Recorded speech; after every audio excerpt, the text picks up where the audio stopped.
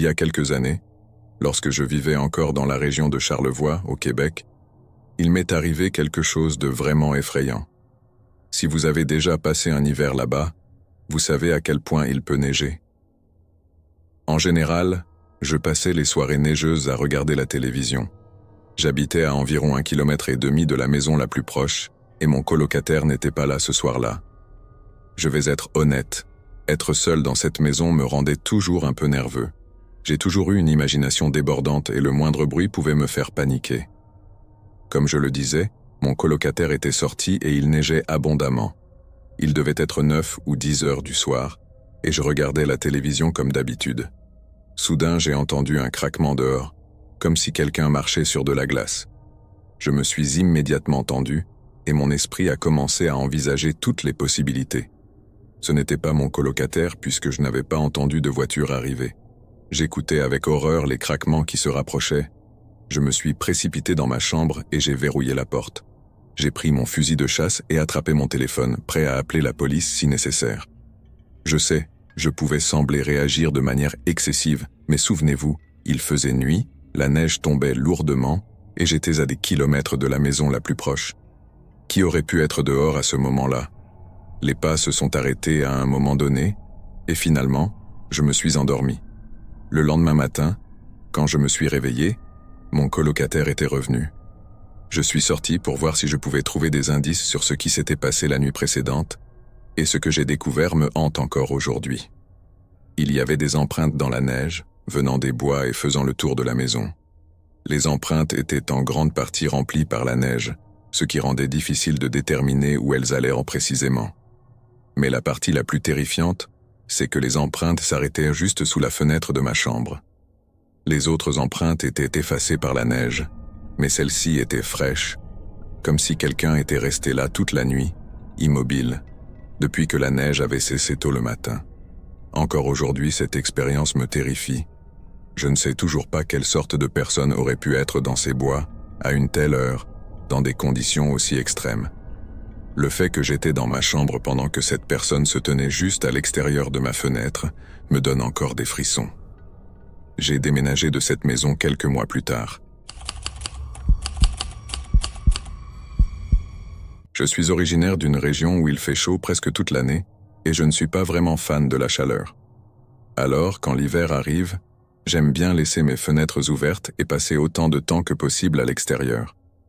La température moyenne tourne autour de 10 degrés, mais peu importe. C'était une de ces fraîches nuits d'hiver. J'avais environ 10 ans et les seules personnes présentes à la maison étaient mes 2 nourrices et moi. Elles étaient de l'autre côté de la maison en train de regarder la télé pendant que j'étais dans ma chambre. Il commençait à se faire tard, probablement autour de 22 heures, alors j'ai décidé de prendre une douche et d'aller me coucher. Tout allait bien, je suis sorti de la douche et j'ai commencé à me préparer pour aller au lit. À ce stade, je devrais rapidement expliquer la disposition de ma chambre. Elle est de forme rectangulaire avec 2 fenêtres donnant sur l'entrée principale de la maison. Depuis mes fenêtres, on peut voir un chemin en briques qui mène à la porte d'entrée. Mon lit est face à l'une de ces fenêtres et je peux voir tout le long du chemin. Les 2 fenêtres sont équipées de moustiquaires. C'est à ce moment que les choses deviennent effrayantes. Comme je l'ai mentionné plus tôt, j'avais laissé la fenêtre qui fait face à mon lit ouverte pour laisser entrer l'air frais. Ma chambre était bien éclairée, ce qui rendait difficile de voir quoi que ce soit à travers la fenêtre. Cependant, dès que j'ai éteint la lumière, j'ai vu la silhouette d'un homme, son visage plaqué contre la moustiquaire. À cet instant, j'ai senti son regard perçant. Il était immobile et souriait. Il avait des poils sur le visage, comme si tout son visage était couvert de fourrure, et les cheveux sur sa tête étaient de la même longueur. J'ai brièvement pensé que j'imaginais cela, que je voyais quelque chose qui n'était pas réel à cause des feuillages dehors. J'ai fait quelques pas rapides vers la fenêtre pour mieux voir, avant de confirmer que ce que je voyais était bien réel. Tout cela s'est passé en à peine 10 secondes. J'ai filé hors de la chambre et couru vers la pièce où se trouvaient mes nourrices. Les couloirs de ma maison sont étroits et longs, et de grandes fenêtres donnent sur l'entrée. Je n'ai pas osé regarder dehors. Je suis arrivé dans la pièce où étaient mes nourrices et je leur ai raconté ce qui s'était passé. Elles ont juste ri. Pour être honnête, J'étais un peu comme le garçon qui criait au loup. J'étais toujours en train de faire des blagues et j'avais une imagination débordante, alors il était difficile de me prendre au sérieux à cet âge-là. J'ai dû presque les supplier de venir vérifier avec moi. D'après ce dont je me souviens, elles ont fini par me prendre au sérieux. Nous sommes retournés dans ma chambre, mais il n'y avait personne. La moustiquaire de ma fenêtre n'avait pas été touchée, et l'homme avait disparu. Pour être honnête, je ne crois pas qu'elles étaient totalement convaincues, et mes parents non plus. Je n'ai pas pu dormir dans ma chambre pendant plusieurs jours à cause de cet incident, et rien n'a été fait à ce sujet. Notre maison n'avait même pas de système d'alarme, donc rien n'empêchait cette personne de revenir. Je suis encore très déçu de la manière dont tout cela a été géré, et je n'avais aucun pouvoir sur la situation. Je n'ai aucune idée de combien de temps cet homme était resté là dehors, s'il m'avait observé pendant que je me déshabillais et que je me rhabillais après ma douche. Je me souviens de son sourire effrayant, il était menaçant. Je suis heureux de ne pas avoir été blessé par cet homme, et que ce soit sa seule visite, du moins je l'espère. J'ai arrêté d'ouvrir mes fenêtres la nuit, et l'air frais de l'hiver me manque. C'était l'hiver 2012, et j'avais 18 ou 19 ans à l'époque. Je travaillais dans une station-service dans une ville de taille moyenne en Angleterre. C'était un boulot correct et bien payé pour quelqu'un qui était à l'université à ce moment-là, mais le problème, c'est que c'était un job de week-end. Pendant que mes amis s'amusaient et sortaient, moi j'étais à la station-service à servir des chauffeurs de taxi et quelques ivrognes occasionnels. Enfin bref, pour revenir à l'histoire, tout a commencé comme une nuit normale. Servir des clients, nettoyer, réapprovisionner les rayons, faire le travail habituel de nuit. Comme c'était l'hiver, la nuit était vraiment sombre, et on pouvait à peine voir les silhouettes des gens marchant de ci de là, même avec l'éclairage des réverbères. La station où je travaillais se trouvait en face d'un pub, et il y avait une ruelle à côté qui menait à un lotissement. Vers 3 ou 4 heures du matin, après avoir fini de nettoyer une étagère, j'ai remarqué une silhouette debout dans la ruelle, juste en dehors du champ de lumière, assez pour cacher son visage. Mais on pouvait distinguer ses vêtements. Au départ, je n'y ai pas prêté attention pensant que c'était quelqu'un qui attendait un taxi, ça avait l'air inoffensif. Je me suis donc assis sur ma chaise derrière le comptoir, j'ai regardé mon téléphone et j'ai joué à quelques jeux. Lorsque j'ai levé les yeux, il était 5 heures du matin et la personne était toujours là, attendant et m'observant. Pour rendre la situation encore plus stressante, après 5 heures, il n'y a presque plus de circulation ni de passants. J'ai eu un mauvais pressentiment, comme s'il avait de mauvaises intentions. Heureusement, j'étais en sécurité, car j'étais enfermé jusqu'au matin. Je le fixais, hypnotisé, essayant de surveiller ce qu'il allait faire ensuite. Au bout d'un moment, j'avais vraiment besoin d'aller aux toilettes. Alors, je suis allé, pensant qu'en revenant, il serait peut-être parti. Mais non, il était toujours là. J'ai alors décidé de ne pas faire les dernières tâches de ma nuit de travail, tant que mon collègue n'était pas arrivé pour commencer son shift. Mon dernier boulot était de sortir les poubelles remplies de cartons. Vers 6 heures du matin, la silhouette s'est effacée dans l'ombre de la ruelle, et je ne l'ai plus revue pour le reste de mon service. Lorsque mon collègue est arrivé, il faisait encore sombre. D'habitude, je rentrais chez moi à pied. Cela me prenait 10 minutes. Mais ce matin-là, j'ai pris un taxi pour rentrer car je sentais que cet homme pouvait encore être quelque part, à me surveiller. J'ai raconté mon expérience à mes collègues et à ma famille, et ils m'ont tous dit qu'ils n'avaient jamais vécu quelque chose de semblable, et qu'ils n'auraient pas aimé non plus.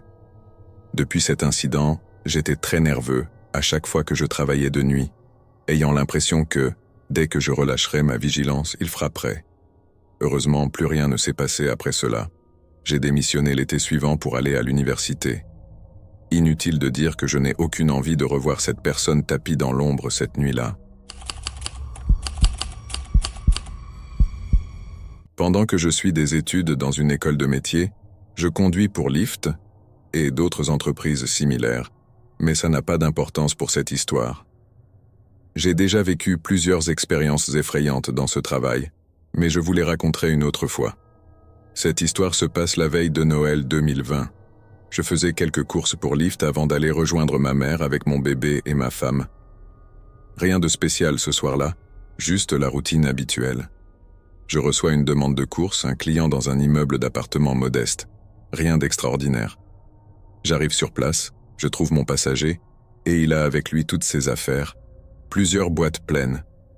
Ma voiture est une Chevrolet Impala de 2006, donc pas très grande. On parvient tout juste à tout faire rentrer, et nous voilà partis. Pendant le trajet, il commence à pleurer en me racontant que sa copine le trompait, et qu'il était tombé sur eux ce soir-là. Apparemment, il ne pouvait pas rester chez elle, car le bail était à son nom, alors je le conduisais à un hôtel. Dans ma ville, il y a une rue bien connue pour ses vices, prostituées, drogue, gangs, armes, motels douteux, tout y est. Nous arrivons, et il me demande d'attendre qu'il puisse s'enregistrer et récupérer sa clé. Pas de souci, je lui dis. Je dois avouer que je ne respecte pas toujours toutes les règles de Lyft. J'ai une arme dissimulée dans un étui sous mon siège de conducteur, pour ma protection. En effet, en conduisant pour Lyft et d'autres applications de livraison, j'ai déjà eu des couteaux et des armes pointées sur moi, et des gens ont tenté de me voler ou de me battre, entre autres incidents. Mais ça, c'est une autre histoire. Ce motel se trouvait justement sur la fameuse rue. Il y avait des sans-abri partout et un type dans un coin du complexe, avec encore une aiguille plantée dans son bras, complètement inconscient contre un bâtiment. J'avoue, je suis un grand fan de récits criminels et d'histoires d'horreur, donc j'étais sur mes gardes. Mon passager revient avec sa clé et comme toutes les chambres de ce motel sont au rez-de-chaussée, pour lui rendre service, je conduis jusqu'à la porte de sa chambre. Comme je l'ai dit, il avait beaucoup de choses avec lui, alors je commence à l'aider à décharger ses affaires.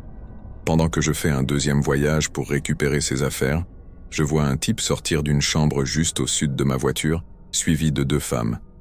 Il se dirige vers la chambre à côté de celle de mon passager.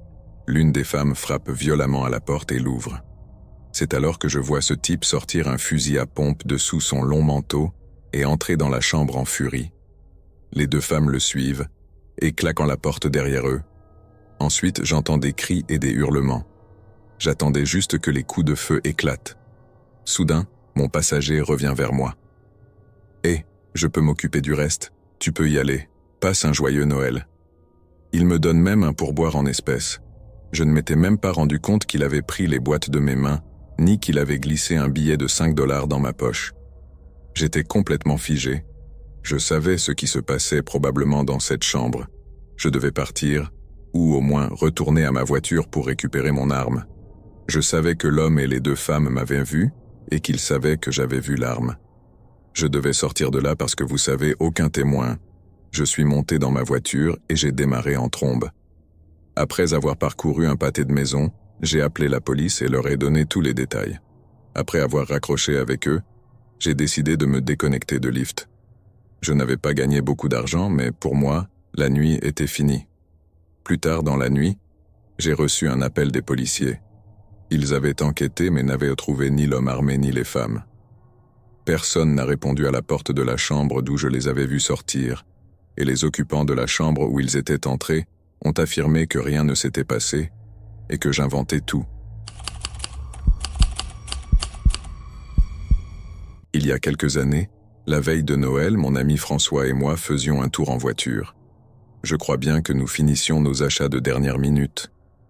À un moment, nous nous sommes arrêtés dans une pharmacie pour acheter quelques cartes de vœux. Il faisait déjà bien sombre dehors. En sortant, nous avons été abordés par une femme corpulente qui attendait près de l'entrée. Elle nous a demandé si nous pouvions la déposer un peu plus loin, juste au bout de la rue. Normalement, j'aurais dit non immédiatement, en trouvant une excuse comme quoi je devais aller quelque part de toute urgence. Je ne laisse jamais des inconnus monter dans ma voiture, surtout avec le monde fou dans lequel on vit aujourd'hui. Mais comme c'était la veille de Noël, qu'il neigeait fort, j'ai décidé de l'aider. Elle est montée à l'arrière et nous a dit qu'elle habitait tout près, à moins de 5 minutes. Avant de partir dans cette direction, je me suis arrêté en face, à la banque. Je n'avais pas vraiment besoin de lui dire, mais pendant que j'étais au guichet automatique, je lui ai simplement expliqué que je devais retirer un peu d'argent et qu'on irait ensuite vers chez elle. C'est là que les choses sont devenues rapidement bizarres. Elle m'a demandé si je pouvais lui prêter un peu d'argent jusqu'à ce qu'elle soit payée à nouveau. J'ai regardé François, qui semblait sur le point d'éclater de rire, mais il se retenait. On venait littéralement de ramasser cette femme il y avait à peine 2 minutes, et elle me demandait déjà de lui prêter de l'argent, comme si nous étions des amis.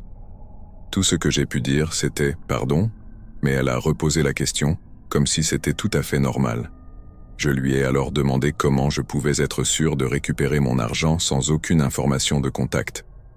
Elle m'a répondu qu'elle me donnerait son numéro de téléphone portable mais que son téléphone était éteint pour l'instant et qu'il serait rallumé la semaine suivante. Honnêtement, j'avais envie de rire aux éclats. Pensait-elle vraiment que j'allais gober cette histoire? J'ai fini par retirer 20 $ au guichet, même si je n'avais pas l'intention de les lui donner. Je les ai gardés dans mon portefeuille et lui ai dit que je lui donnerais l'argent une fois qu'on serait arrivé chez elle. Quand nous avons pris la route principale, je lui ai demandé des indications, mais elle a changé d'avis. Elle ne voulait plus rentrer chez elle, elle voulait aller chez une amie. Là, ça devenait vraiment louche, et j'avais juste envie de m'arrêter et de lui dire de sortir de ma voiture. Mais j'ai continué de conduire, suivant ses nouvelles indications. Elle nous a emmenés assez loin de l'endroit initial, à environ 15 minutes de route, et c'était surtout des petites rues que nous prenions. Je ne connaissais pas bien le quartier, mais je pouvais dire qu'on était dans une zone assez défavorisée. Elle m'a finalement demandé de m'arrêter, disant que c'était ici. Je ne savais pas exactement quelle maison appartenait à cette soi-disant amie, car il y en avait plusieurs du côté gauche de la rue, et à droite, il y avait un cimetière, ce qui était déjà un peu inquiétant en soi. J'attendais qu'elle me remercie ou qu'elle dise quelque chose, littéralement n'importe quoi, et qu'elle sorte enfin de ma voiture. Mais non, elle restait là, à l'arrière, avec un sourire gêné. Je me suis retourné et lui ai demandé si elle attendait que son amie sorte. Elle a rapidement répondu « Non, j'attends juste mon argent ». J'ai regardé François à nouveau, et on était tous les deux stupéfaits par sa réponse. Je n'allais pas laisser une inconnue que je venais d'aider me parler comme si je lui devais quelque chose. Je lui ai donc dit que je ne lui donnerais pas d'argent et que, si elle avait besoin d'aide, elle n'avait qu'à demander à son amie. Là, elle a commencé à élever la voix, exigeant que je lui donne l'argent que je lui avais soi-disant promis. Ça devenait vraiment fou, et je voulais juste la faire sortir de ma voiture. J'ai jeté un coup d'œil par la fenêtre, et à ce moment-là, d'autres personnes étaient dehors, dans la rue et sur le trottoir. Je ne savais pas si ces gens étaient simplement dehors par hasard, ou s'ils l'avaient entendu crier, ou pire, si elle avait quelque chose de prévu. Mon esprit tournait à 100 à l'heure. Je n'arrivais plus à réfléchir, et elle n'arrêtait pas de crier. Je me suis rendu compte que ces gens s'approchaient de plus en plus de ma voiture. Puis, j'ai entendu la poignée de la porte avant, qui essayait de s'ouvrir.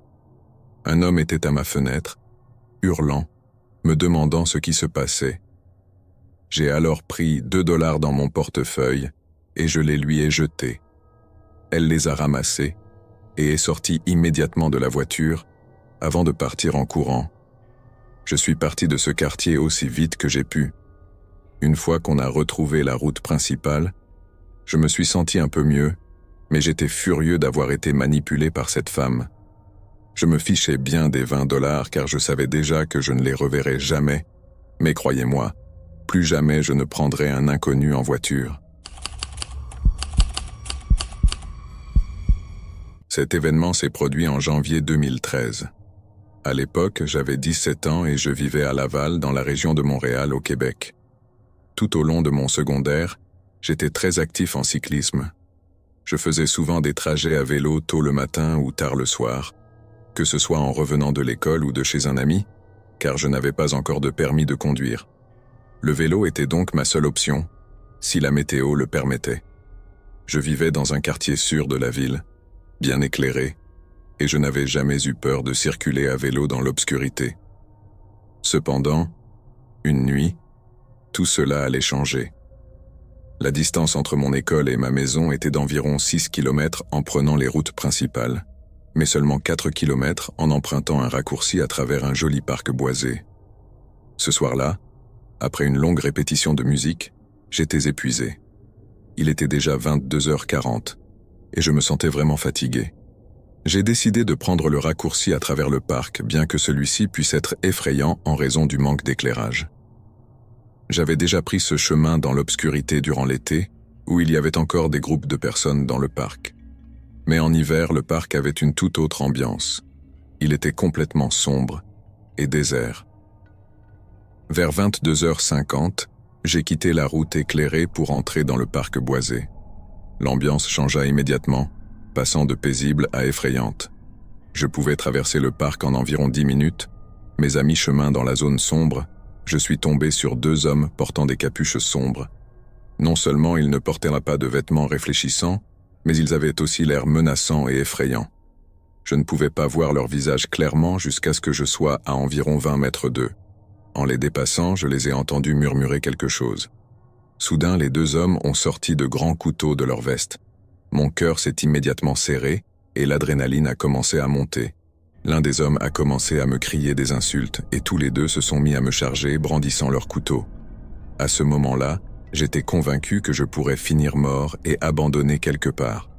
Heureusement pour moi, j'ai aperçu un chemin menant à une rue éclairée et j'ai pédalé aussi vite que possible pour m'enfuir.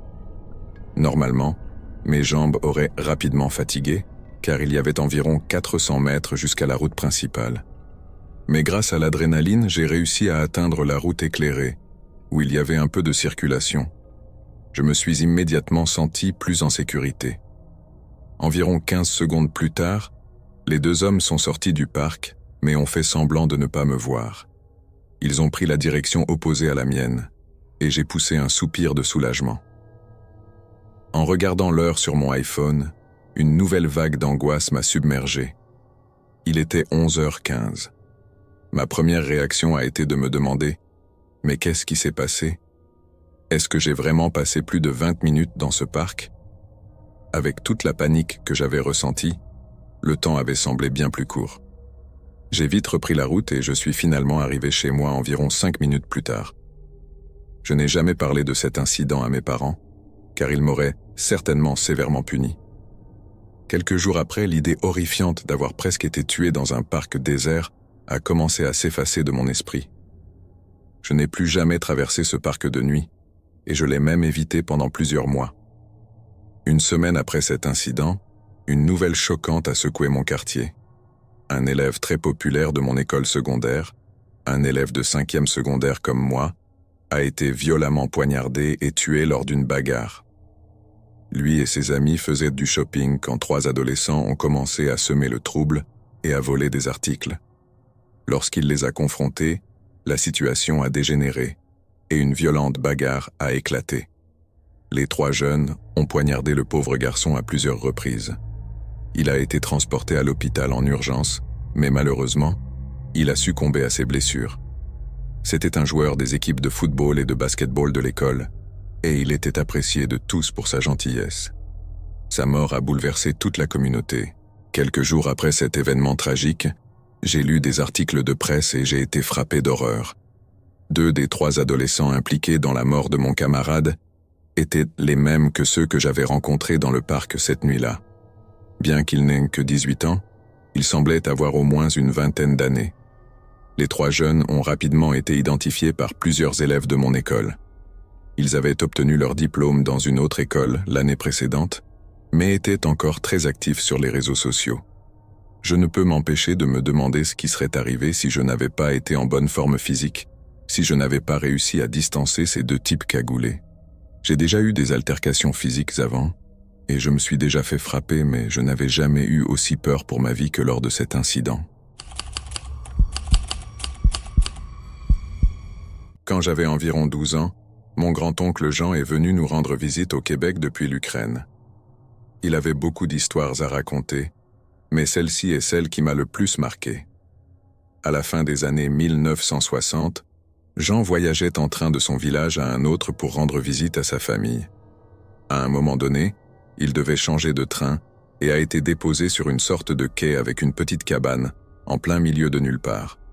Il n'y avait personne d'autre à la station, et à part un chemin de terre menant dans les bois environnants, il n'y avait rien du tout. Il a attendu un moment, mais aucun train n'est venu. C'était l'hiver, il faisait de plus en plus froid et la nuit tombait.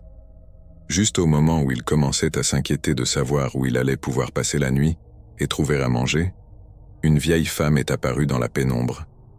Elle lui a demandé s'il attendait tel ou tel train, et quand il a répondu que oui, elle lui a dit qu'il ne passerait que le lendemain. Elle lui a ensuite demandé s'il avait besoin d'un endroit pour dormir, et lui a proposé de passer la nuit chez elle, lui offrant un repas et un lit. Elle lui a précisé que sa maison se trouvait à environ 1 heure de marche de la station.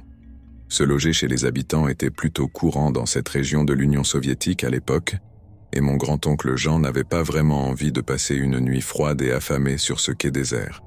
Il a donc accepté son offre avec soulagement. Ils ont pris la route de terre et se sont enfoncés dans la forêt ensemble.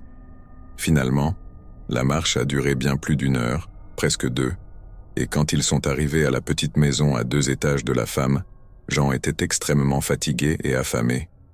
Ils sont entrés, et la femme a allumé des lampes à huile et réchauffé un peu de bortsch pour eux. Ce n'est qu'à ce moment-là que Jean a pu bien voir la femme, et il a été un peu surpris de réaliser que la vieille femme était en réalité un homme. Ne voulant pas paraître indiscret et trop fatigué pour s'en soucier, Jean a terminé sa soupe et a demandé où il allait dormir. La femme l'a conduit à l'étage dans une petite pièce avec une fenêtre, un lit simple et rien d'autre. Jean l'a remercié, lui a souhaité bonne nuit, et elle a refermé la porte. Puis il a entendu le bruit du verrou, ce qui l'a un peu inquiété. Il l'a appelée, mais elle n'a pas répondu, et il n'a plus rien entendu. Se disant qu'il verrait cela le lendemain, et pensant qu'elle avait probablement verrouillé la porte par erreur, Jean a posé sa valise, et s'est allongé sur le lit, essayant de trouver un peu de sommeil. Cependant, avant de s'endormir, il a ressenti l'envie de faire pipi. Il s'est alors levé pour chercher un pot de chambre ou quelque chose dans lequel il pourrait uriner. Il s'est mis à genoux et a commencé à tâtonner sous le lit, pensant que c'était peut-être là qu'il trouverait un pot. À la place, il a trouvé un corps. Non, a raconté mon grand-oncle Jean, il est immédiatement allé à la fenêtre pour voir s'il pouvait sortir par là, mais elle était clouée. Il savait que s'il restait dans la chambre, il serait probablement un homme mort, mais s'il brisait la fenêtre pour tenter de s'enfuir, il y avait de grandes chances que la vieille femme, ou qui que ce soit d'autre, l'entende et entre dans la pièce avant qu'il ne puisse s'échapper. Il n'avait qu'une option. Il a tiré le corps de sous le lit, l'a mis sur le matelas, l'a recouvert d'une couverture, puis s'est glissé sous le lit pour attendre. Comme il s'en doutait, environ 1 heure plus tard, il a entendu des pas monter lentement l'escalier et se rapprocher de la chambre. Le verrou a cliqué, la poignée a tourné, et dans la pénombre, Jean a vu quelqu'un s'approcher du lit. Puis, il a entendu plusieurs coups terribles, violents et écœurants. La personne avait frappé le corps avec un gros pied de biche, qu'elle a ensuite laissé tomber sur le sol, juste devant Jean. Un silence a suivi, puis la personne a quitté la pièce, refermant la porte derrière elle, et les pas ont redescendu l'escalier. Jean est alors sorti de sous le lit, a pris le pied de biche et a commencé à forcer doucement la fenêtre. Il ne l'a pas dit, mais j'imagine qu'il était terrifié à ce moment-là. Quand la fenêtre a finalement cédé, il a jeté sa valise dehors, puis s'est précipité à travers l'ouverture, sans se soucier de ce qui se trouvait en bas, n'ayant qu'une seule crainte, ce qui était derrière lui. Heureusement, il a atterri sans trop de blessures et a commencé à courir à travers un champ derrière la maison, se dirigeant vers des lumières qu'il voyait au loin. Il s'agissait en fait d'une autoroute où circulaient des camions militaires et de transport. Il a pu obtenir un trajet vers un autre village où il a finalement pu prendre un train. Il n'a jamais pris la peine de signaler ce qui s'était passé aux autorités, car à cette époque en URSS, il y avait de fortes chances qu'il soit lui-même accusé de quelque chose. Il a juste remercié le ciel d'avoir échappé à cette situation et s'est juré que la prochaine fois qu'il voyagerait pour rendre visite à sa famille, il prendrait un autre chemin. Je vis dans une résidence sur le campus de mon cégep à Montréal. J'étais revenu 1 semaine avant le début des cours pendant les vacances d'hiver pour participer aux activités de recrutement des sororités, où il s'agit essentiellement de passer des entrevues et de visiter différentes sororités toute la semaine. Les seules personnes sur le campus étaient d'autres filles et quelques membres du personnel à la réception. Il n'y avait ni l'entreprise de nettoyage, ni le personnel de la cafétéria, ni même nos assistants de résidence sur place. Par conséquent, ma colocataire n'était pas encore rentrée, car elle ne participait pas au recrutement, et tout mon étage, qui est en grande partie occupé par des étudiants d'échange de Chine, était désert. J'étais la seule sur mon étage et l'une des rares personnes dans toute la tour.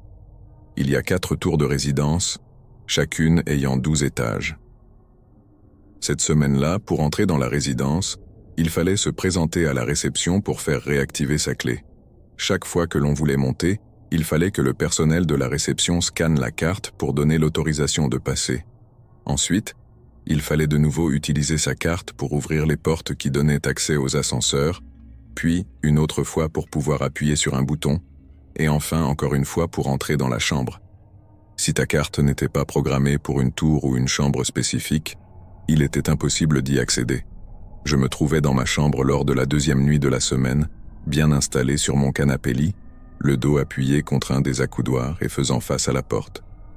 Les chambres sont de longues pièces rectangulaires avec une fenêtre d'un côté et la porte de l'autre. Mon lit était surélevé au-dessus de moi, et j'avais suspendu une couverture pour me cacher de la vue depuis la porte. J'étais là, avec mes écouteurs, à passer d'une vidéo YouTube à l'autre, quand j'ai entendu la porte s'ouvrir. Il y a un bruit bien distinct lorsque la carte magnétique est insérée dans la serrure, comme dans une chambre d'hôtel, et j'avais encore des décorations de Noël suspendues au plafond. J'ai entendu la porte s'ouvrir, et je savais qu'elle s'était ouverte complètement, car elle a heurté une décoration qui est tombée de son crochet. Je me suis figé de peur. Je savais que ma colocataire n'était pas rentrée, et ni mon assistant de résidence. C'étaient les 2 seules personnes qui auraient pu avoir accès à ma chambre. Après la panique initiale, j'ai pensé que la personne se rendrait compte de son erreur et partirait rapidement, un peu comme si on ouvrait accidentellement la porte de toilettes occupée. Mais en me figeant, à peine capable de respirer, j'ai entendu 2 pas avancer dans la chambre, et cette personne a même heurté ma valise, qui prenait beaucoup de place dans l'entrée. Je me suis légèrement ajusté pour attraper mon téléphone, et le canapé-lit a émis un grincement bruyant. Instantanément, j'ai entendu les pas reculer, la porte se fermer, et la personne s'éloigner de la porte. Je suis resté paralysé pendant près d'1 heure, jusqu'à ce que je trouve enfin le courage de me retourner. Là, sur le sol, se trouvait l'ornement cassé, et ma valise était légèrement entr'ouverte. J'ai envoyé un message à ma colocataire et à mon assistant de résidence, les suppliant presque de me dire qu'ils étaient revenus. Mais ma colocataire était encore à Londres, et mon assistant de résidence a confirmé mes craintes. Non seulement elle n'était pas rentrée, mais elle n'avait aucune idée de qui aurait pu entrer dans ma chambre. Même si le personnel de nettoyage ou les techniciens étaient de retour, ils n'avaient pas l'autorisation d'entrer dans les chambres, ni même la possibilité d'y accéder. Elle m'a assuré qu'elle en parlerait à la réception, et elle a aussi suggéré que c'était peut-être un nouvel étudiant admis pour le trimestre de printemps, à qui on aurait codé la mauvaise clé. J'ai accepté cette explication. Ils s'étaient trompés de chambre, m'avaient entendu bouger, avaient réalisé leur erreur et étaient sortis. Cela ne se reproduirait pas. Mais cette nuit-là, j'ai eu du mal à dormir. J'avais même peur de me retourner pour regarder la porte en me réveillant le lendemain matin. Mais la nuit suivante est arrivée, et je n'arrivais toujours pas à dormir, toujours terrifié. J'étais à nouveau éveillé tard, en train de parcourir Reddit. Cette fois, j'avais mon téléphone près de moi, et j'avais fixé un morceau de ficelle à la porte, puisque je n'avais plus l'ornement suspendu pour me servir d'alarme, et j'avais besoin de me rassurer que je ne devenais pas folle. Comme sur des roulettes, une fois encore à 3 heures du matin, j'ai entendu des pas à l'extérieur de ma porte et le bruit distinct de la carte insérée dans la serrure. La porte s'est ouverte. Je suis resté figé et j'ai réalisé que je pouvais voir la silhouette de la personne à travers la porte de mon micro-ondes, qui était placée près de la fenêtre en face de la porte. Il restait là, dans l'encadrement de la porte, remplissant presque toute la largeur, avec la lumière du couloir projetée autour d'eux dans ma chambre sombre. Encore une fois, j'étais pétrifié, convaincu que cette fois-ci, ils avaient de mauvaises intentions et que la nuit précédente n'était pas une erreur. Mais s'ils voulaient me surprendre dans mon sommeil, je n'allais pas leur en donner l'occasion. J'ai appuyé sur une lecture pour lancer une vidéo que j'avais préparée, et dès que la publicité a commencé, la silhouette a quitté les lieux, la porte s'est refermée et les pas se sont éloignés. Quand j'ai enfin eu le courage de regarder, la ficelle était cassée. J'en ai parlé à mon assistant de résidence, à ma colocataire, ainsi qu'à la réception le lendemain matin. Tous m'ont confirmé que non seulement personne d'autre n'avait une clé enregistrée pour mon étage dans ma tour, mais même ceux qui en avaient une n'étaient pas encore revenus, qu'il s'agisse d'autres étudiants ou de membres du personnel. Je n'ai pas dormi le reste de la semaine, et j'ai gardé ma valise et une chaise devant la porte, mais cela ne s'est jamais reproduit.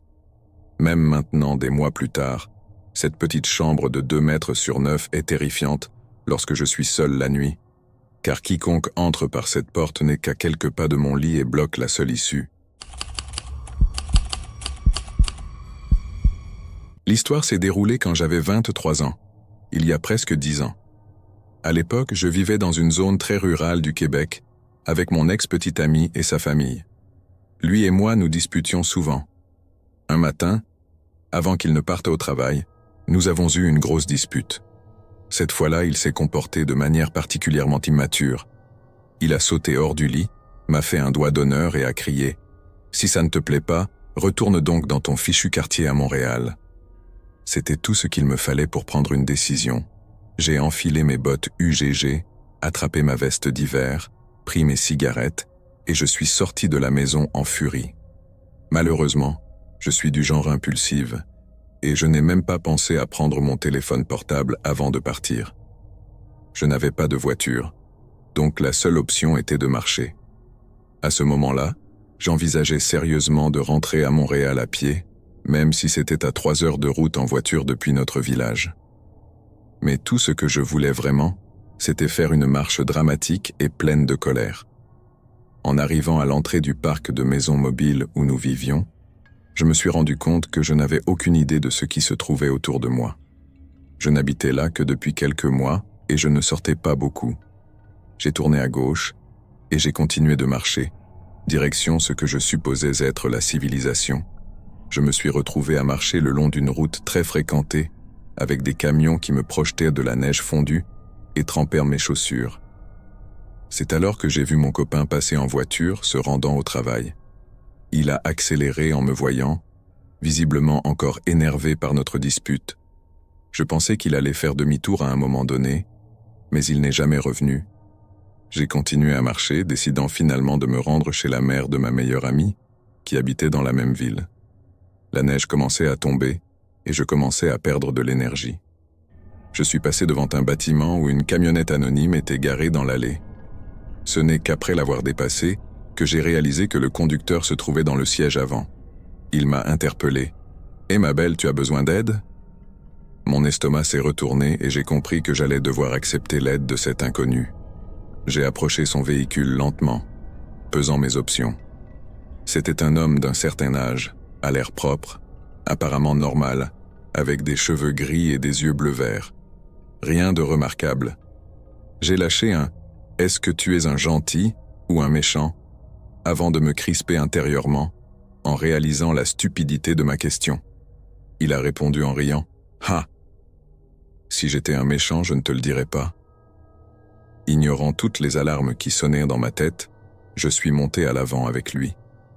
Pendant que nous roulions, j'ai réalisé que je ne savais même pas où vivait exactement la mère de ma meilleure amie. Je connaissais le nom de la rue, mais elle s'étendait sur une longue distance, donc ce n'était pas très utile. Je lui ai demandé si je pouvais emprunter son téléphone portable pour appeler mon amie. Je l'ai appelée 3 fois, mais elle n'a pas répondu car elle ne reconnaissait pas le numéro. Je commençais à me sentir inexplicablement désespéré. Après quelques minutes de silence, il m'a demandé d'où je venais et pourquoi j'étais en plein milieu de nulle part, sous la neige, en pyjama. Je lui ai expliqué que je venais de Montréal et que je venais de me disputer avec mon petit ami. Il a fait une pause, puis a demandé « Ça t'intéresserait de gagner un peu d'argent ?» J'ai ri nerveusement et répondu « non merci ». Il a rétorqué Bah, je me suis dit que, vu que tu viens de Montréal, à ce moment-là, j'ai compris que j'étais probablement dans une situation très dangereuse. Je lui ai murmuré un « oui, oui, bien sûr », nerveux. Il m'a regardé de haut en bas en ricanant avant de me lancer « oui, bien sûr », d'un ton moqueur. La panique commençait à monter en moi, mais je savais que je ne pouvais pas montrer ma peur. J'ai cherché des yeux un banc de neige dans lequel je pourrais me jeter si je devais sortir du camion, mais je n'ai rien trouvé. Les maisons étaient espacées de plusieurs centaines de mètres, et je me suis convaincu que c'était peut-être la fin pour moi. Je ne saurais jamais pourquoi, mais à ce moment-là, il a décidé de me demander chez qui j'allais. J'ai rapidement balbutié le nom complet de la mère de mon ami et celui de son mari. Immédiatement, il s'est redressé et m'a expliqué qu'il connaissait bien le mari, qu'ils faisaient de la motoneige ensemble il y a 20 ans. J'ai ressenti un immense soulagement quand il a dit qu'il savait exactement où son vieil ami vivait. Lorsque nous sommes enfin arrivés devant cette grande maison jaune, c'était comme si j'arrivais au paradis. Je lui ai demandé son nom. « Steve », a-t-il répondu, avant de me demander le mien. Je lui ai donné un faux nom et lui ai lancé un merci hâtif avant de courir le plus vite possible de son camion jusqu'au porche. J'ai ouvert la porte d'entrée sans frapper et je l'ai immédiatement verrouillée derrière moi. Je me suis mise à pleurer en courant à travers la maison, à la recherche de la mère de mon ami. Je l'ai réveillée en sursaut, mais elle n'a rien dit en voyant à quel point j'étais bouleversé. Une fois que je me suis senti en sécurité avec elle, je lui ai raconté tout ce qui s'était passé, l'homme étrange, ses insinuations, et à quel point j'avais eu peur. Elle m'a écouté, horrifiée et curieuse à la fois, puis m'a fait promettre de ne plus jamais refaire quelque chose d'aussi imprudent. Elle m'a dit que si j'avais besoin d'aide à l'avenir, je devais l'appeler. Elle m'a aussi assuré qu'elle demanderait à son mari s'il connaissait ce Steve et en apprendrait plus sur lui. Je suis retourné chez mon copain plus tard dans la journée et j'ai fumé un joint pour essayer d'oublier les événements de ce matin-là. Le lendemain, la mère de mon ami m'a appelé pour me dire que Steve était en fait une personne dangereuse. Son mari avait coupé les ponts avec lui des années auparavant. La dernière fois qu'il avait entendu parler de lui, c'était quand Steve avait été arrêté pour une agression sexuelle. Elle a ensuite souligné à quel point il aurait été facile pour lui de me faire du mal et de me laisser n'importe où sur une route déserte, sans que personne ne sache où chercher. Elle m'a dit que si ça avait été le cas, il aurait fallu attendre que la neige fonde pour que l'on me retrouve. Je travaille dans un magasin populaire dans un centre commercial près de mon appartement universitaire. Pendant les vacances de Noël, je suis rentré chez moi, mais j'ai décidé de travailler le soir du réveillon de Noël, puisque l'on m'avait promis un salaire majoré et que j'avais besoin d'argent pour acheter quelques cadeaux supplémentaires. Ma maison d'enfance n'est pas très loin de mon appartement, mais elle est à environ 1 heure de route de mon travail. En raison des horaires prolongés pour les fêtes, j'ai eu une fermeture ce soir-là. Le magasin fermait à 10 heures, et mon service se terminait à 10h30, ce qui signifiait que je rentrerais chez moi vers minuit, après être passé par un drive pour manger un morceau. D'habitude, nous sommes 2 employés et un manager pour fermer le magasin, mais l'autre employé était malade, donc ce soir-là, il n'y avait que le manager et moi. Pendant que le manager comptait les caisses et rédigeait le rapport quotidien, je me suis occupé de sortir toutes les poubelles et les cartons que j'ai laissés à la porte arrière dans la réserve. J'ai ensuite fait un peu de ménage jusqu'à ce qu'il ait fini son rapport. Il a alors désactivé l'alarme et a tenu la porte arrière ouverte pour que je puisse sortir les poubelles. D'habitude, il est plus pratique d'avoir 2 employés, car le manager doit attendre près de la porte pour s'assurer que personne n'entre dans le magasin. Mais le conteneur n'était pas très loin, et je voulais rentrer chez moi le plus vite possible, alors j'ai décidé de m'en occuper seul. Notre magasin partageait un conteneur avec 3 autres boutiques, toutes fermant soit avant nous, soit après. Je ne m'attendais donc pas à croiser quelqu'un près du conteneur. J'ai eu un choc en voyant un homme fouiller dans les poubelles. Il a levé les yeux vers moi en entendant les sacs tomber par terre. « Oh, salut, j'ai laissé tomber mon portefeuille dans la poubelle. Tu pourrais m'aider à le retrouver ?» m'a-t-il demandé. Une multitude de signaux d'alarme ont retenti dans ma tête, et j'ai immédiatement commencé à reculer. Je ne pense pas pouvoir t'aider. Je dois juste sortir les poubelles et retourner au magasin.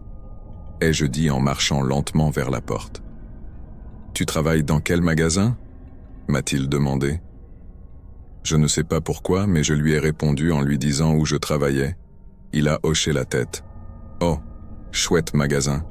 Tu peux laisser les sacs ici, je m'en occuperai quand j'aurai fini de chercher. » À ce moment-là, je suis retourné dans le magasin un peu mal à l'aise, mais sans trop m'inquiéter. J'ai raconté ce qui s'était passé à mon manager, qui a ri un peu et m'a proposé de m'accompagner jusqu'à ma voiture.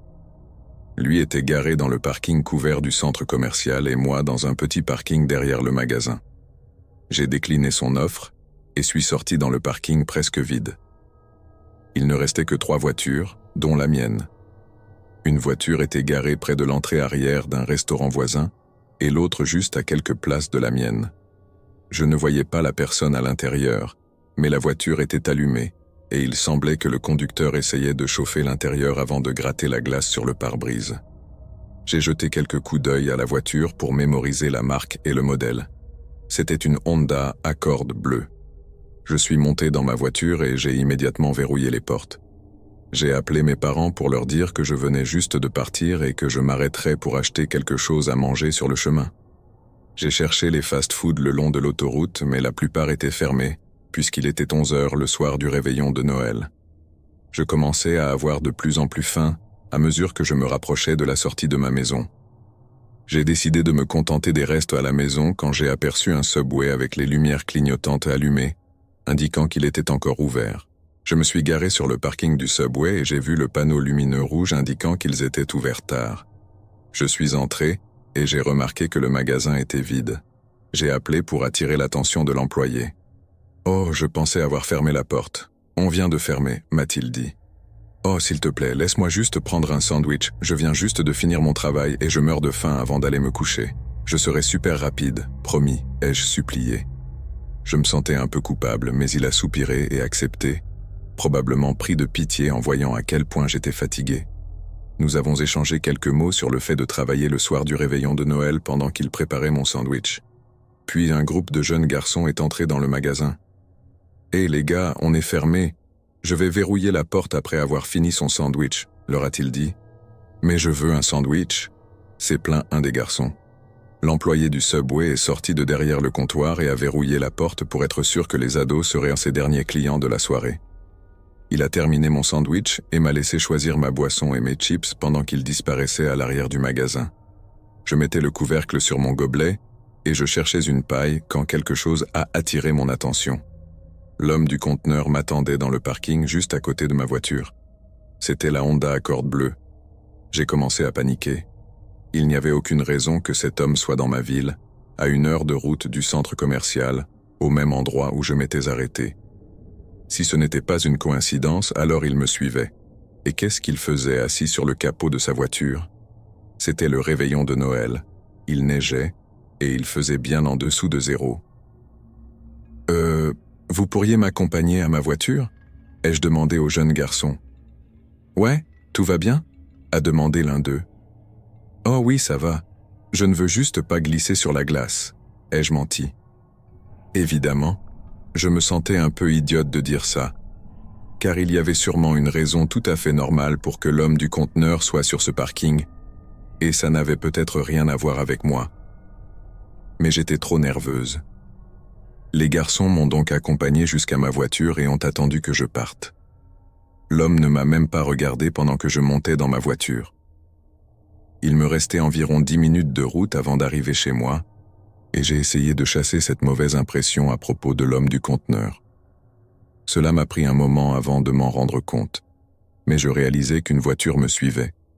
C'était difficile à voir, car les phares étaient éteints, mais je l'ai remarqué en regardant dans mon rétroviseur sous un lampadaire. J'ai commencé à stresser à nouveau, et j'ai passé ma maison en espérant semer ce type. Il est resté sur mes talons, et quand nous sommes passés sous un autre lampadaire, j'ai vu que c'était encore cette Honda Accord bleue. J'ai sorti mon téléphone, et j'ai appelé le 911, expliquant la situation à la personne au bout du fil. Elle m'a conseillé de me rendre à la station de police la plus proche, et m'a assuré qu'elle préviendrait les policiers de ce qui se passait. Je suis resté en ligne avec elle jusqu'à ce que je me gare à la station de police. La Honda Accord est passée devant la station. Une voiture de police qui attendait à l'extérieur s'est lancée à sa poursuite. Mais au final, ils n'ont rien pu faire à part lui donner une amende pour avoir conduit sans phare. Ma description de l'homme près du conteneur correspondait au conducteur de l'Accord. Je ne sais pas ce qu'il avait en tête, mais je ne l'ai plus jamais revu. J'en ai parlé à mon patron, et maintenant, je n'aurai plus à sortir les poubelles toute seule. Cet incident m'est arrivé pendant les vacances de Noël de l'année dernière. Pour contexte, je suis une femme de 24 ans.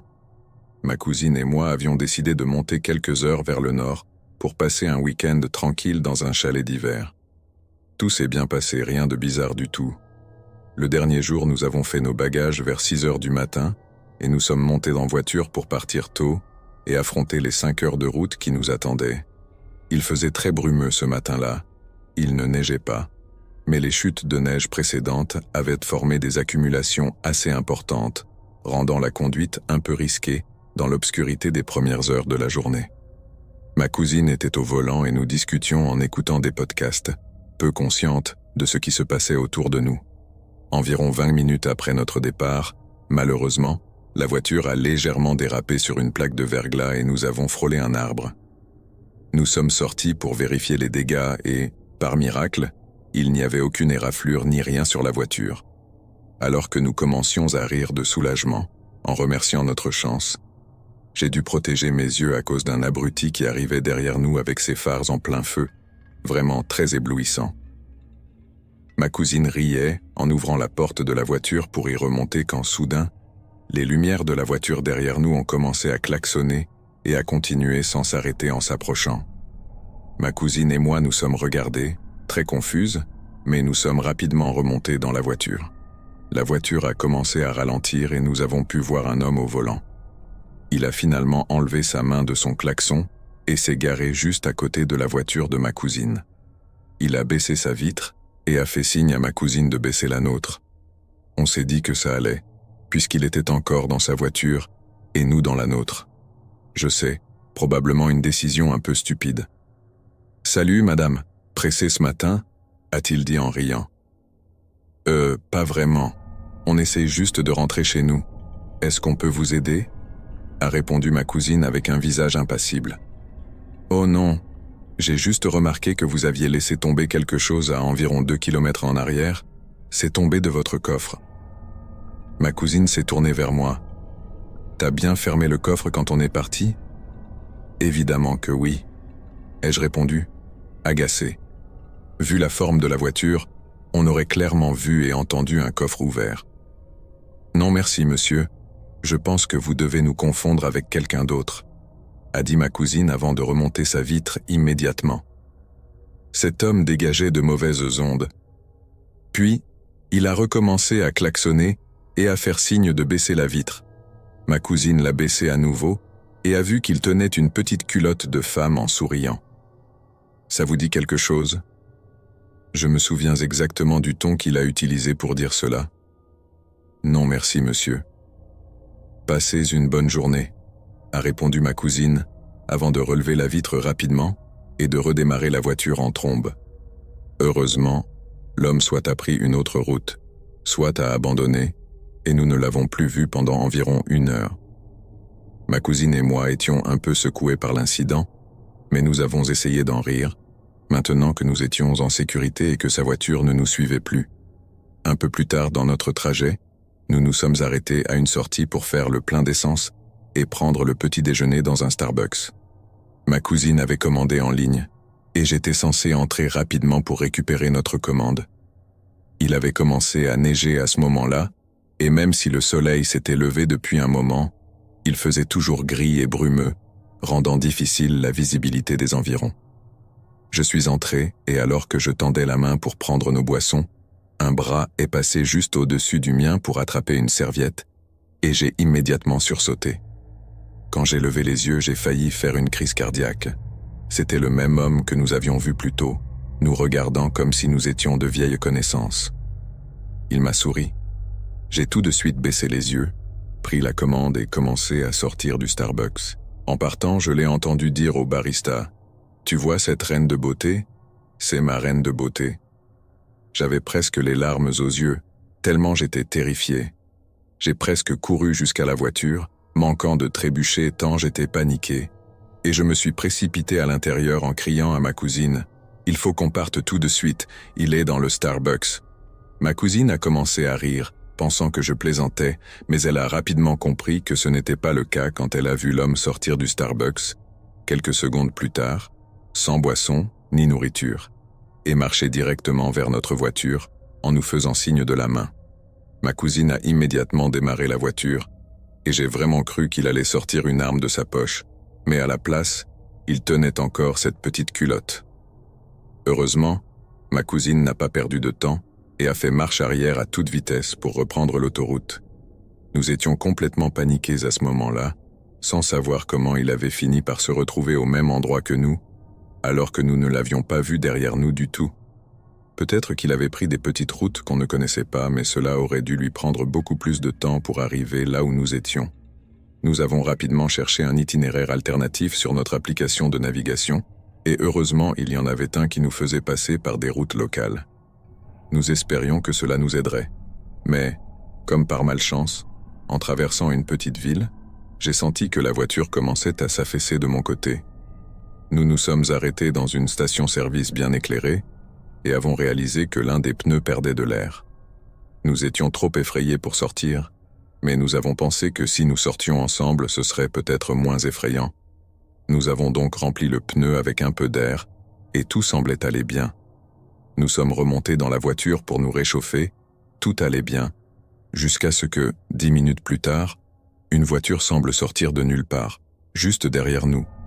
Ma cousine et moi nous sommes regardés, ne sachant pas quoi faire. Si c'était cet homme, nos soupçons ont été confirmés lorsqu'il a recommencé à klaxonner bruyamment, puis à se déporter sur le côté pour se retrouver juste à côté de nous. Cette fois, il était de mon côté. Il avait baissé sa vitre et criait sur nous. À ce moment-là, j'étais à bout et j'ai appelé mon beau-frère qui est policier. Il nous a dit de nous rendre directement au commissariat le plus proche et de les appeler immédiatement pour qu'ils soient au courant. Littéralement, pendant qu'il me donnait ses instructions, le type a soudainement quitté sa voiture, s'est arrêté sur le côté de la route enneigée et verglacée et s'est assis sur le capot. Nous nous éloignions rapidement, donc il devenait de plus en plus difficile de le voir, mais de ce que j'ai pu distinguer, il restait juste assis là. Ma cousine et moi ne voulions pas nous arrêter ni faire quoi que ce soit. Il nous restait environ 1 heure de route, alors nous avons décidé de foncer tout droit jusqu'à la maison. Heureusement, c'était la fin de cette histoire. Je sais que nous avons fait beaucoup d'erreurs stupides qui auraient pu avoir de graves conséquences, mais je suis vraiment heureuse que nous soyons sortis indemnes et en sécurité. Je ne sais toujours pas comment il a pu nous rattraper comme par magie et pourquoi il est resté là à la fin, mais à ce stade, je ne veux même pas le savoir. Nous avons déménagé au Québec, dans la région de Brossard, l'été avant mon entrée en 6e, c'était en 2001. Nous avions emménagé dans une magnifique maison neuve dans l'un des plus beaux quartiers, bien plus rural que ce à quoi nous étions habitués au New Jersey. C'était un changement. Ma sœur, qui a 2 ans de moins que moi, entrait en 4e à ce moment-là. C'est un détail important pour cette histoire. Nous venions d'un quartier où tout le monde se connaissait, où nous étions très proches les uns des autres. Il y avait des fêtes de quartier tous les étés, les enfants allaient et venaient entre les maisons des uns et des autres. Nous étions donc tristes de partir. Au cours des premières semaines, nous avons rencontré certains de nos voisins, et très vite, nous avons défini que tout le monde était très Québec, c'est-à-dire poli, mais distant. En particulier, nos voisins d'en face étaient un peu étranges. La mère venait souvent se plaindre à ma mère de ses fils et de son mari, ou ex-mari. Nous ne savions pas trop à l'époque. Ma mère, qui est une personne chaleureuse et accueillante, l'écoutait toujours avec gentillesse. Les fêtes de fin d'année approchaient, et le garçon d'en face, qui était dans la classe de 4e de ma sœur, a fait quelque chose d'assez troublant à l'école. Ce jour-là, les élèves devaient créer une dinde de Thanksgiving en dessinant le contour de leurs mains. Sur chaque doigt, ils devaient écrire des choses pour lesquelles ils étaient reconnaissants. Le garçon voisin a écrit des choses comme « être un loser »,« me détester », etc. Des propos extrêmement sombres pour un enfant de cet âge. Arrive Noël, et ma mère apprend que nos voisins n'ont nulle part où aller pour les fêtes. Elle les invite donc gentiment à notre traditionnelle fête de la veille de Noël. La mère et ses 2 fils. Les garçons étaient vraiment étranges. Ils écoutaient de la techno japonaise avec des écouteurs sans parler à personne. Ils sont descendus directement au sous-sol pour jouer aux jeux vidéo. C'était vraiment bizarre. Le plus jeune était toujours plus étrange que l'aîné, et la mère confiait souvent à ma mère et à ma tante, qui travaillent avec des enfants ayant des besoins spéciaux, que son fils se faisait du mal, et qu'il devait être placé dans des programmes adaptés. Mais il n'avait jamais reçu de diagnostic clair. Au début, il pensait qu'il était autiste, mais cela s'est avéré faux assez rapidement. Nous avons toujours supposé que la mère se confiait à ma tante parce qu'elle avait de l'expérience avec les enfants ayant des besoins particuliers et qu'elle cherchait des conseils. Ce réveillon de Noël m'a marqué, car nous étions dans une ambiance très intime chez nous, et pourtant, nous les voyions tous les jours. Ma sœur et moi racontions souvent à notre mère à quel point le plus jeune des voisins était étrange, qu'il y avait quelque chose qui clochait chez lui. Je n'oublierai jamais ce que ma mère nous a répondu. « Soyez gentils avec lui, vous ne savez pas de quoi il est capable. » Cette phrase m'a beaucoup troublé à l'époque, mais nous avons obéi. Je ne sais pas si sa mère avait dit quelque chose à la nôtre pour l'effrayer, ou si c'était juste une intuition. Peu après, je crois que c'était en 3e, donc en première secondaire ici au Québec, ma sœur et notre voisin plus jeune étaient tous les 2 en secondaire 1. Nous prenions tous le bus ensemble. Ce que ma mère avait dit résonnait dans ma tête et ce jour-là, j'ai décidé d'être plus sympathique que d'habitude. Il y avait de la neige au sol, et le jeune voisin dessinait quelque chose dedans, tout en marmonnant des choses incompréhensibles. J'ai décidé de lui dire bonjour. « Salut Adam, bonne journée. » Il n'a pas levé les yeux, il m'a juste répondu « Je vais te bombarder », sans aucun contact visuel. Nous avons laissé passer l'incident, et en rentrant chez nous, nous l'avons raconté à notre mère. Elle nous a répété « Soyez gentils avec lui, vous ne savez pas de quoi il est capable. » Nous étions encore des enfants, donc nous ne savions pas vraiment ce qu'il fallait prendre au sérieux ou non. Maintenant, je regrette de ne pas en avoir fait plus. Il n'était pas un garçon qui se faisait harceler ou se moquer. Il était juste à part, dans le sens où il ne pouvait pas tenir une conversation normale, ou même répondre à un simple bonjour. Les enfants ne se moquaient pas de lui, il était plutôt un solitaire, mais cela semblait être par choix. Je ne comprenais pas pourquoi nous avions peur de lui, autre que le fait qu'il ne montrait aucun signe de chaleur ou d'humanité. Nous savions qu'il avait des besoins spéciaux, donc nous ne remettions jamais vraiment cela en question, et nous essayions simplement d'être polis. Quand le bus nous déposait devant nos maisons, il courait toujours jusqu'à sa porte, ses bras raides le long de son corps, puis se retournait pour faire un bruit de sifflement, comme une sorte de griffe avec ses mains. C'était toujours étrange, mais encore une fois, nous étions des enfants. Et il y a toujours quelques élèves un peu bizarres à l'école. On acceptait ça sans plus. Ils ont été invités à plusieurs réveillons de Noël, donc mes souvenirs se mélangent un peu. Un des ans, le voisin a commencé à hurler sur ma grand-mère, une vieille dame adorable, simplement parce qu'elle était fan des Yankees, alors que lui supportait les Red Sox. C'était complètement disproportionné. Ma grand-mère n'avait aucunement l'intention de débattre de sport, mais la voisine semblait avoir un interrupteur qui s'était enclenché. Elle a toujours été gentille avec moi, mais honnêtement, chaque fois que ma mère les invitait, on levait les yeux au ciel. Les conversations avec elle étaient toujours forcées.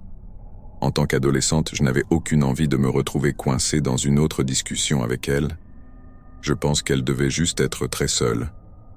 L'année suivante, et c'était leur dernière invitation à Noël, la voisine s'est disputée avec ma mère à propos des armes à feu. Les garçons n'étaient plus là, juste la mère. Le sujet des armes est apparu, et la voisine a commencé à raconter à ma mère qu'elle gardait des armes à la maison et qu'elle emmenait souvent son fils cadet au stand de tir. Ma mère lui a dit qu'elle n'était pas d'accord avec l'idée d'avoir des armes chez soi, mais elle ne voulait pas débattre. La voisine est devenue très défensive, voire agressive, affirmant que c'était une tradition dans sa famille, qu'elle avait grandi au New Hampshire, où c'était la norme. Elle nous a également raconté que son fils cadet était brillant et qu'il avait piraté les plus hauts niveaux de sécurité du gouvernement et que la CIA avait débarqué chez eux. Nous n'avons aucune idée si cette histoire est vraie, mais c'est ce qu'elle nous a dit. Cela a même fini par devenir une blague entre nous. À chaque fois qu'il se passait quelque chose d'étrange, comme des coupures d'Internet ou des lumières qui clignotaient, on disait en plaisantant que c'était le jeune voisin. Ce n'est que le 14 décembre 2012 que nous avons compris de quoi il était vraiment capable. J'étais déjà sorti de l'université et je travaillais à l'extérieur de Montréal. Ma sœur était encore étudiante et mon plus jeune frère était au cégep. Ce jour-là, mon père a entendu des coups de feu le matin, des tirs qui ont tué Nancy Lanza, la voisine. Il a pensé que c'était peut-être un chasseur dans les environs, un peu plus proche que d'habitude, jusqu'à ce que la police arrive et lui demande d'évacuer la maison pendant que des snipers s'installaient dans notre allée. Ma mère était au centre commercial et nous nous appelions tous frénétiquement au fur et à mesure que les informations se diffusaient. Au début, l'identité de l'auteur des faits était erronée. Ils ont dit que c'était son frère, mais nous savions que c'était lui. Dieu merci, ma mère nous avait toujours rappelé d'être gentils avec lui, même si je ne sais pas si cela aurait suffi à l'arrêter. J'aurais voulu qu'on fasse plus à l'époque. Nous ne voulions pas présumer du pire à propos de quelqu'un, mais je regrette de ne pas avoir su quoi faire. 20 enfants et 6 enseignants ont été tués ce jour-là à l'école primaire Sandy Hook. Le pire acte de malveillance que j'ai jamais vécu d'aussi près, et j'espère ne plus jamais revivre cela. Je suis reconnaissante que nous ayons survécu en grandissant juste en face de lui, mais malheureusement, ceux qui n'ont pas eu cette chance sont ses enfants. C'est tout petit, dans un endroit qui devrait être leur refuge le plus sûr. Je déteste tellement cela. Il y a un peu plus de 10 ans, je venais tout juste de finir l'université et j'étais retourné vivre chez mes parents pour bénéficier de la gratuité du logement et de la nourriture pendant environ 9 mois, avant de partir pour un programme de maîtrise dans une autre région. Mes parents sont très cool et ils me laissaient mon espace dans la maison, mais, à 22 ans, célibataire, vivre chez ses parents dans une maison isolée, il venait de déménager à environ 65 km au sud d'une grande ville de France, n'était pas vraiment idéal. Cependant, je n'avais pas d'autre option. J'ai donc commencé à chercher un emploi pour passer le temps et économiser un peu d'argent. L'été est passé, l'hiver est arrivé, et je n'avais toujours pas trouvé de travail stable. À ce moment-là, j'avais désespérément besoin de passer plus de temps hors de la maison de mes parents. J'ai donc pris un emploi à temps partiel comme comptable pour un petit entrepreneur que mon père connaissait. Je n'étais pas très enthousiaste à l'idée de ce travail, car il ne payait pas beaucoup, c'était temporaire, et l'installation n'était même pas un vrai bureau. Mais comme mes parents vivaient dans un endroit rural, entouré de champs et d'exploitations agricoles, je savais que mes options locales pour gagner de l'argent étaient limitées. De plus, ce gars allait me payer au noir. En même temps, un ami de la ville m'a proposé de me laisser loger dans son salon en échange de 200 € par mois et de l'aider à nettoyer. J'ai sauté sur l'occasion et accepté ce travail. La famille du père de mon ami avait une petite entreprise dans le secteur de la construction. Ils faisaient un peu de travaux manuels, mais leur activité consistait surtout à louer des équipements comme des mini-pelles et des tarières de grande taille. Ils possédaient aussi d'autres outils et machines qu'ils louaient à des fermiers locaux qui ne pouvaient pas se permettre d'acheter ce genre de matériel, mais qui en avaient besoin de temps à autre. C'était une petite entreprise familiale où tout le monde se connaissait, et le bureau n'était ouvert que les jours où quelqu'un devait passer pour louer du matériel. Étant donné que j'avais fait des études dans un domaine proche du commerce et que mon père m'avait recommandé, ils avaient confiance en moi pour venir travailler entre 15 et 20 heures par semaine. Mon travail consistait à vérifier et classer les contrats de location, m'assurer que personne ne manquait une date de paiement, gérer les plans de paiement, répondre à quelques emails et discuter des prix et disponibilités des machines, etc. C'était vraiment un boulot tranquille. Le bâtiment où je travaillais avait environ 90 ans et se trouvait au sommet d'une petite colline. Le rez-de-chaussée avait autrefois été un vieux bar de campagne jusqu'aux années 70, avant que la famille ne l'achète à bas prix, ne ferme le bar et ne transforme le parking en espace de stockage pour leurs équipements de location. Je pouvais venir et partir quand je voulais, tant que le travail était fait. Si les affaires étaient calmes et qu'il n'y avait pas de location pour quelques jours, je venais généralement après 19 heures et je restais jusqu'à minuit ou 1 heure du matin, car je savais que j'allais être seul et je pouvais écouter de la musique à fond, prendre mon temps, etc. Le bureau où je travaillais se trouvait au 2e étage, au-dessus de l'ancien bar, et donnait sur l'allée du bâtiment.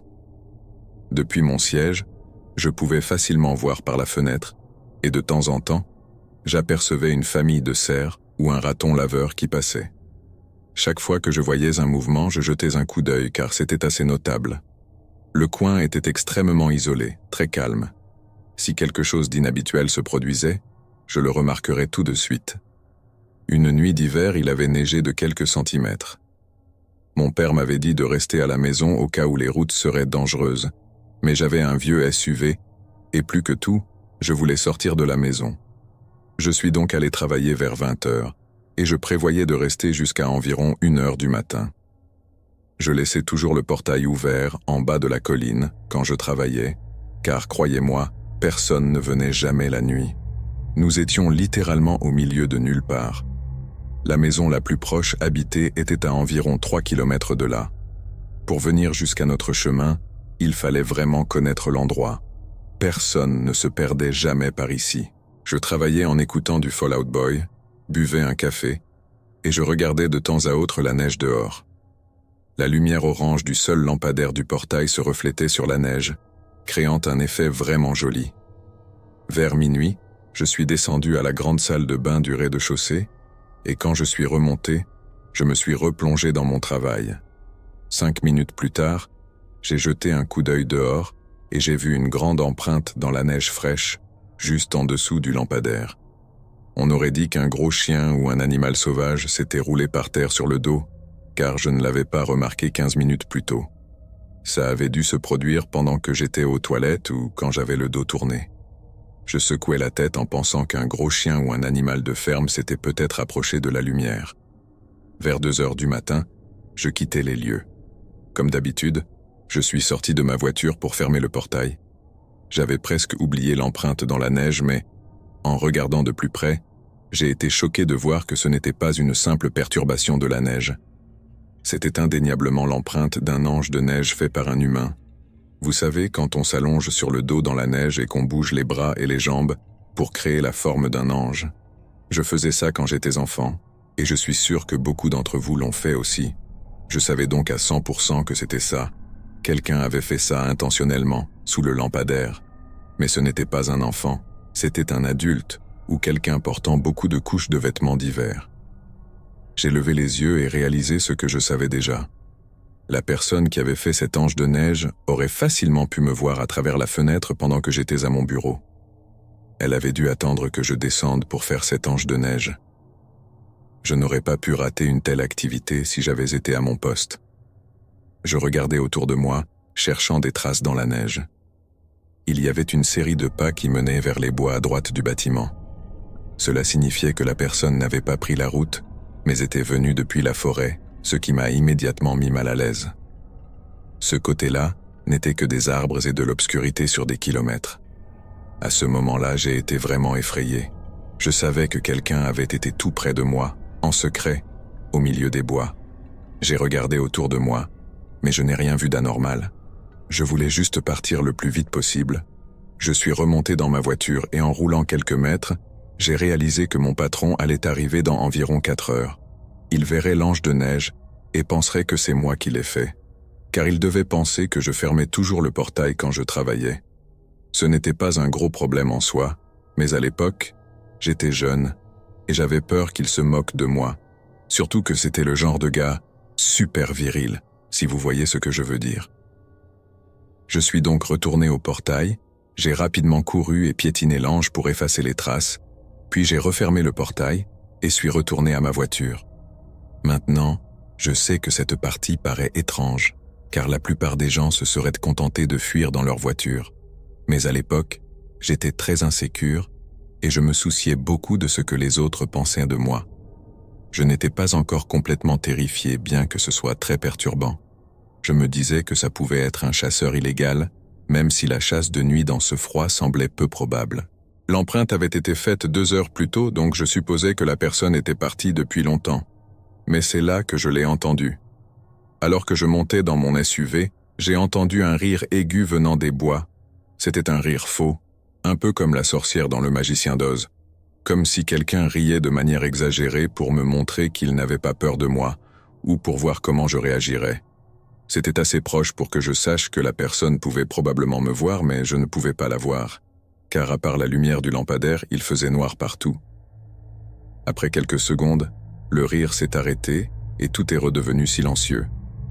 Mais puis le rire a recommencé, plus fort cette fois, comme un mélange de cris et de rires. J'étais figé pendant 5 secondes, écoutant, paniqué. J'ai passé beaucoup de temps dans cette région, donc je sais à quoi ressemblent les hurlements de coyotes ou de renards en période de reproduction. Mais là, c'était différent. On aurait dit qu'un homme adulte imitait le rire d'une femme, comme s'il essayait volontairement d'effrayer quelqu'un. Eh bien, ça a marché. Après ces 5 secondes de terreur, l'adrénaline a pris le dessus et j'ai démarré ma voiture à toute vitesse pour m'éloigner de là sans déraper sur la neige.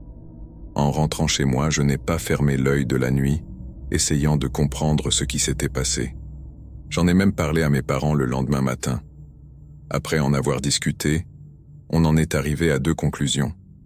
Soit mon cerveau m'avait joué des tours, et l'empreinte dans la neige n'était qu'un animal, et le rire venait d'un coyote ou d'un renard. Mais je ne crois pas que c'était ça. Ce que je pense vraiment, c'est que quelqu'un se promenait dans les bois et a décidé de me faire une farce. Je n'avais plus d'amis proches dans la région qui auraient pu faire ça, et s'ils l'avaient fait, ils m'en auraient parlé pour se moquer de moi d'avoir pris peur et fui. J'ai découvert plus tard que la maison la plus proche appartenait à un couple très âgé, donc je doute que ce soit l'un d'eux. Cela signifie que quelqu'un était sorti en pleine nuit, dans le froid glacial, juste pour effrayer un inconnu. Je n'ai aucun problème mental, pas d'antécédents familiaux non plus, je ne prenais pas de drogue.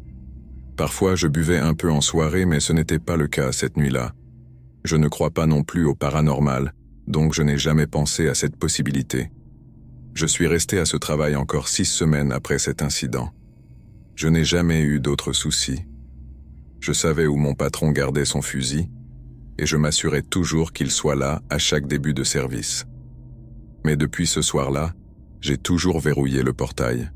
Ce qui m'a le plus effrayé, c'est de réaliser que cette personne avait attendu que je parte pendant au moins 2 heures, juste pour rire de façon inquiétante. Il ne me connaissait pas. Je pouvais être fou, quelqu'un qui se met en colère et qui chercherait à se battre. Et pourtant, cette personne n'avait pas l'air d'avoir peur ou de s'en soucier. Pour lui, cette histoire est peut-être quelque chose qu'il raconte à ses amis en riant. Mais pour moi, cet homme, celui que j'appelle l'ange dans la neige, avec ce rire que je n'oublierai jamais, est resté gravé dans ma mémoire.